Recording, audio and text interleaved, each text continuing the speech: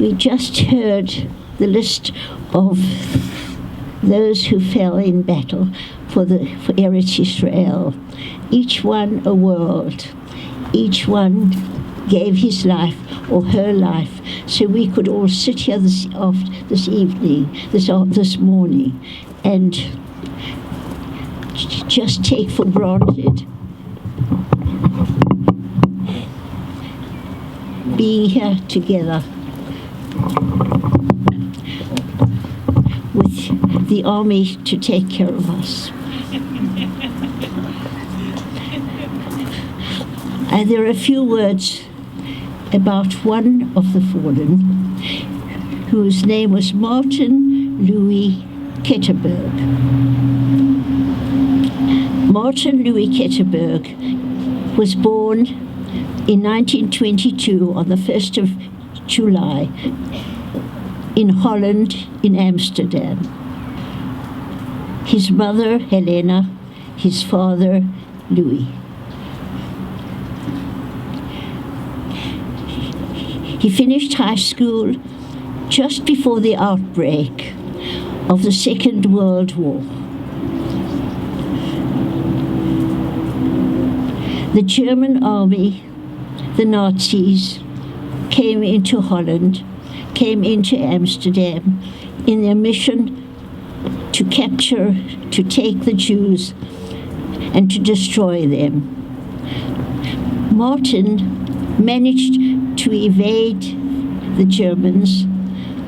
He hid away from them, and he also didn't appear to be Jewish. But his brother was taken by the Germans and transferred to Auschwitz, where he was murdered by the Nazis.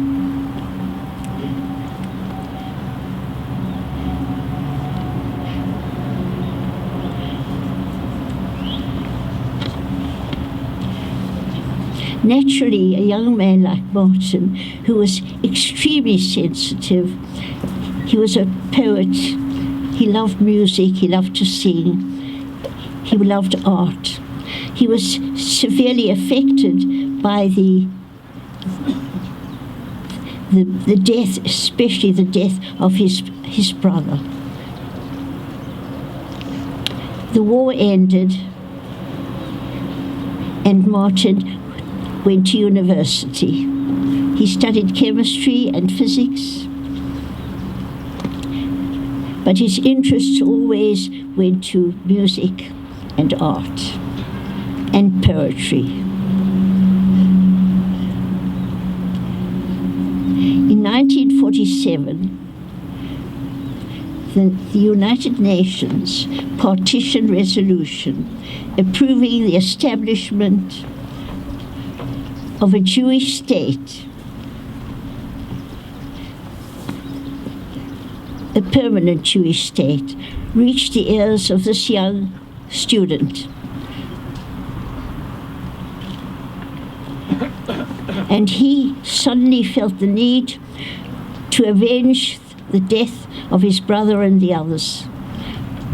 He decided that he was going to join the people in Palestine, which was now Eretz Israel, and he was going to fight for at least he could also do his bit to prevent the slaughter of the Jews.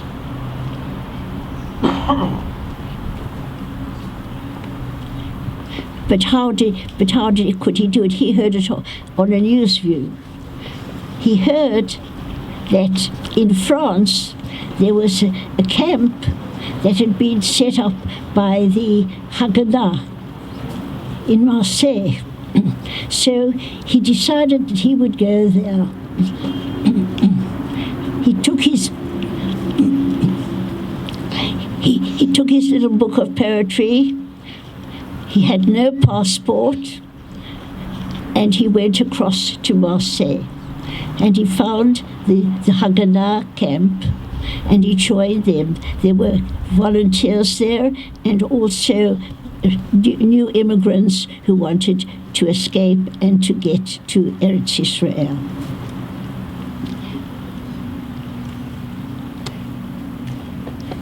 He eventually left the camp together with 2 groups, and they,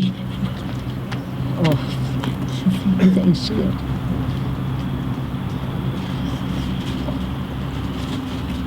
You saved my life. Toda rabah. I've got watchdogs around.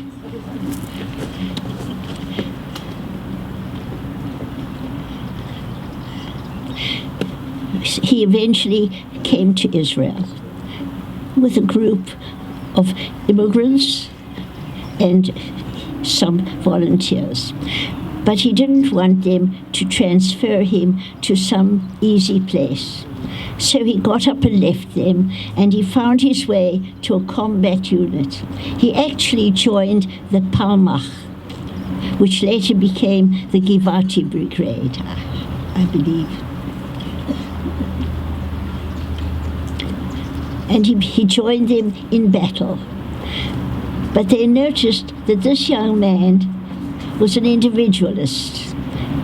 He always had a book of poetry with him, and he was always there with a song, with a word, with an artistic outlook. But he fought them as if he was just one of them.